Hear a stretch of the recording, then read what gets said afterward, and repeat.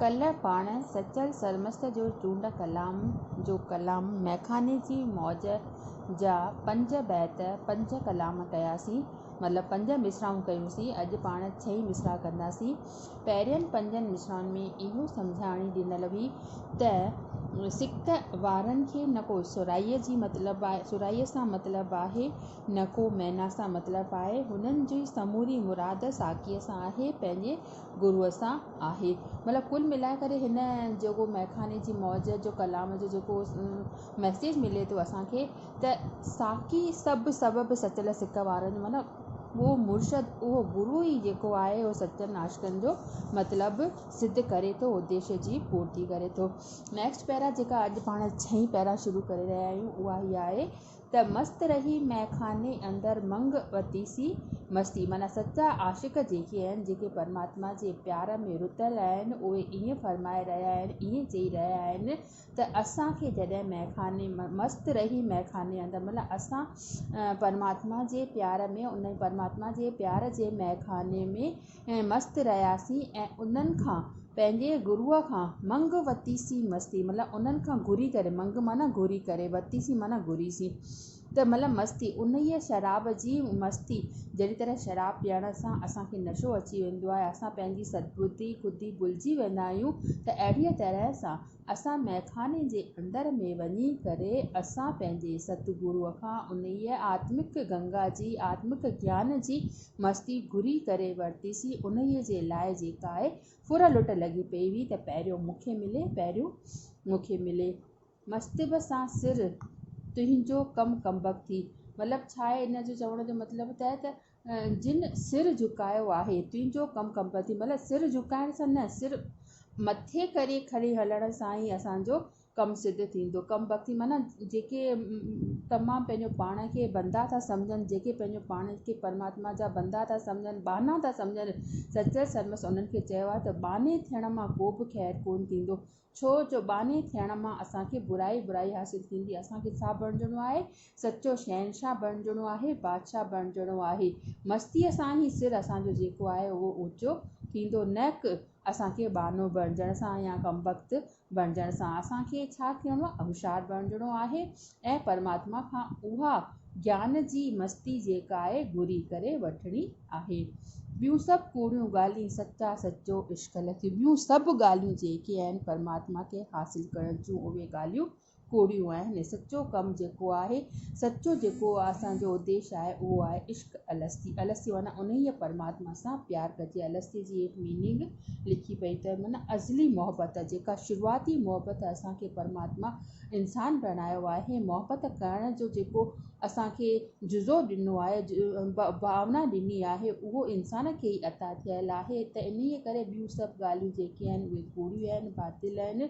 सचो जेको आहे परमात्मा सां इश्क करण जो जेको उसूल आहे, उहो ई जेको आहे अलस्ती आहे। शुरूअ खां आदि खां वठी इंसान खे परमात्मा सां सची लिव लॻाइणु खपे, सचो भाव, सची मस्ती, सची जज़्बात सां उन ई जे अॻियां निमणु खपे, झुकणु खपे। नेक्स्ट जेका आहे पॉइंट उहा इहा आहे त छाजो काबो छाजो कबलो ही बि सभु बाना, मतिलबु ॿिया जेके तीर्थ स्थान आहिनि, काशी, मथुरा, काबा, इहे सभु परमात्मा खे पाइण जा आहिनि त साधन, पर इहे सभु बहाना आहिनि। जेसि ताईं पंहिंजे अंदरि में परमात्मा खे न ध्यायो आहे, तेसि ताईं इन्हनि तीर्थ स्थाननि ते वञण मां असांखे को बि लाभ कोन थियणो आहे, को बि फ़ाइदो, का बि असांखे उन मां सुठाई हासिलु कोन थींदी।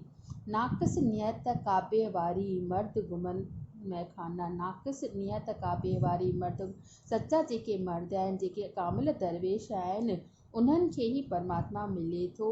ऐं नाक़िस नियत जो हिते मतिलबु लिखियलु अथव न, ख़ाम ख़्याल, मतिलबु जेके इहे तीर्थ स्थाननि ते माण्हू वञनि था, उहे अजायो वञनि था। उन्हनि खे इन्हनि तीर्थ स्थाननि ते वञण मां कुझु बि हासिलु कोन थींदो, जेसि ताईं की उन्हनि जे अंदरि में जेका आहे ॿियाईअ जी भावना, दुर्भावना भरियल आहे। त उन्हनि ते वञण सां असांखे को बि प्रालब्ध कोन थींदो, लाभ कोन थींदो। चल सतगुर ईअं आखियो हक़ लहन मस्ताना, मूंखे पंहिंजे सतगुरू वटां, पंहिंजे मुर्शद वटां इहो ई संदेश, इहो ई उपदेश मिलियो आहे त हक़ लहन मस्ताना, इहो ई उपदेश मिलियो आहे त तीर्थ स्थाननि ते वञणु घुरिजे।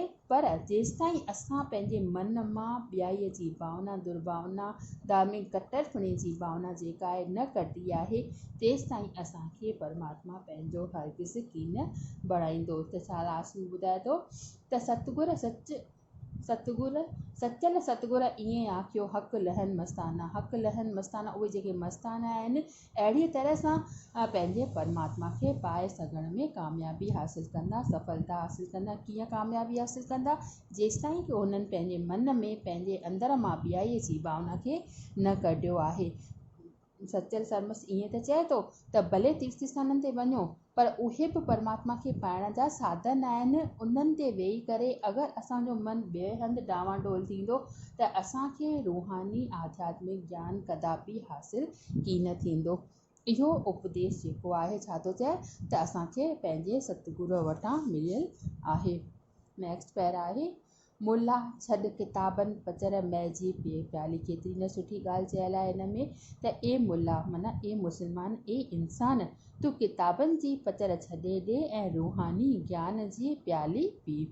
पल में मुला साहिब तूं मस्त व मस्त थी मवाले। हिक ई पल में तूं मस्त थी वेंदे, परमात्मा तोखे पंहिंजो बणाए छॾींदो। छॾ कलाली काज़ी साहिब क़ाइमु थिज कलाली। तूं जेका आहे कुलाली माना बेशर्माईअ वारी जेका हद आहे, बेमुहबाईअ वारी जेको आहे, तूं उन कम खे छॾे ॾे त तोखे परमात्मा पंहिंजो पाण ई बणाईंदो ऐं तूं हिकु पल में ई मस्तु बणिजी वेंदे।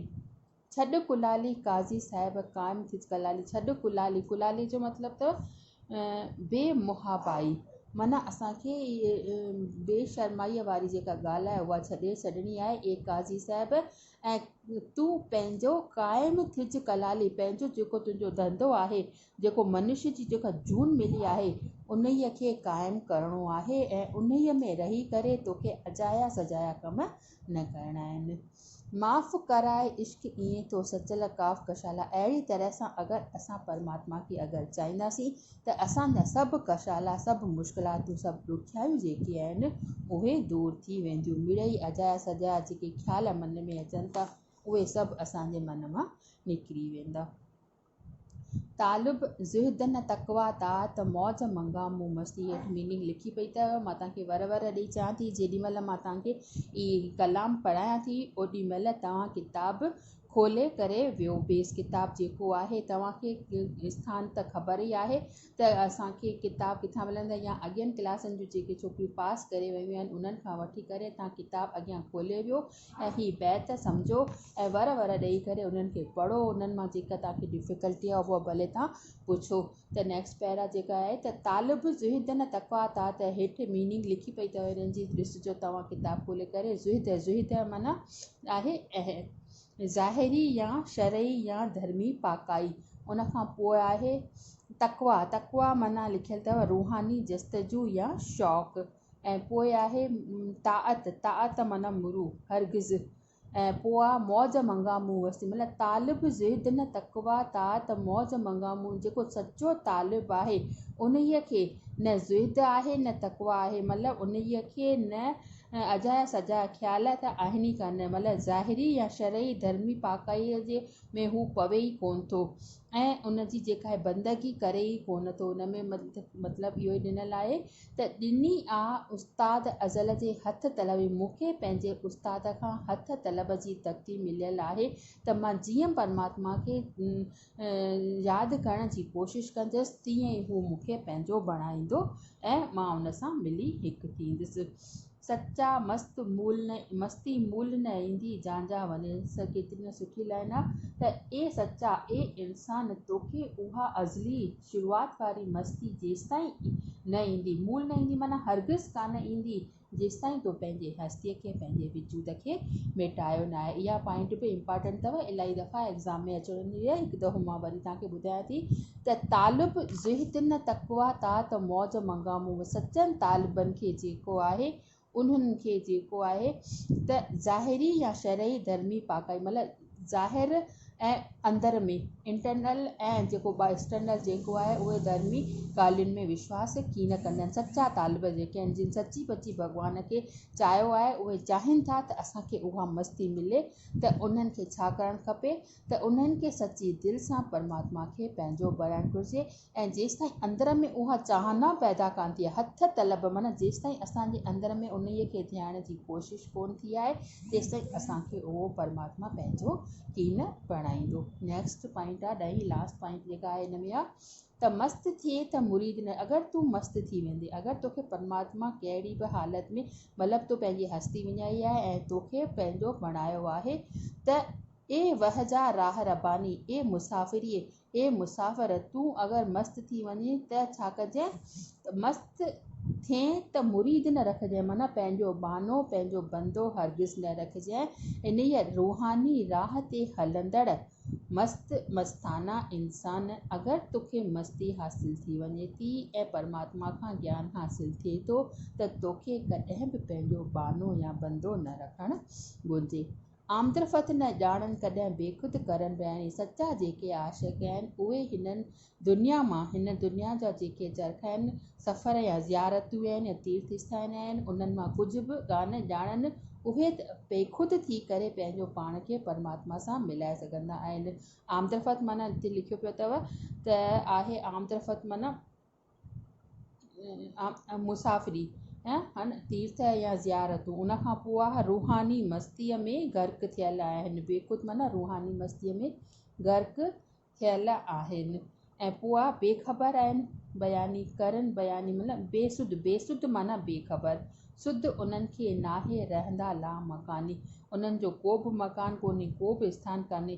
त लास्ट चवण जो मतिलबु इहो आहे त जेसी ख़ुदी मेसारजी न वई आहे तेसिताईं असांखे हक़ीक़ी मस्ती, हक़ीक़ी परमात्मा हासिलु कॾहिं बि की न थींदो। त सॼे चैप्टर जो चवण जो मतिलबु इहो ई आहे जेको मैखाने जी मौज में लिखियो अथई त असांखे मैखाने जी मौज में रही करे माना सतगुर जे ज्ञान में रुभी करे साकीअ खां सचो ज्ञान हासिलु करणु खपे। जहिड़ीअ तरह शराबीअ खे शराब पीअण में मज़ो ईंदो आहे, उहो पंहिंजो सुध-बुध भुलिजी वेंदो आहे, अहिड़ीअ तरह असांखे परमात्मा जे ज्ञान जे मैखाने में वेही करे आत्मिक गंगा जो शराब, आत्मिक ज्ञान, आत्मिक रूहानी ज्ञान, आध्यात्मिक ज्ञान जो प्यालो पीअणु घुरिजे ऐं पंहिंजे वजूद खे मिटाईंदासीं त उहो ॾींहुं परे कोन थींदो जो परमात्मा असांखे पंहिंजो बणाईंदो। बसि अॼु एतिरो ई मैखाने जी मौज में। हिन जो सुवालु इहो थियो त मैखाने जी मौज में सचल सरमस्त असांखे कहिड़ा वीचार ज़ाहिर करे ॿुधाया आहिनि, या इन में ही जेके अलॻि अलॻि कोटेड जेके पॉइंट्स आहिनि उहे व्याख्यान जे रूप में तव्हांखे अची सघनि थियूं, या इन में चए थो त मैखाने जी कहिड़ी मौज आहे, इहो क्वेश्चन तव्हांजा ठही सघनि था। तव्हां घर में वेही करे इन्हनि जो प्रैक्टिस कजो।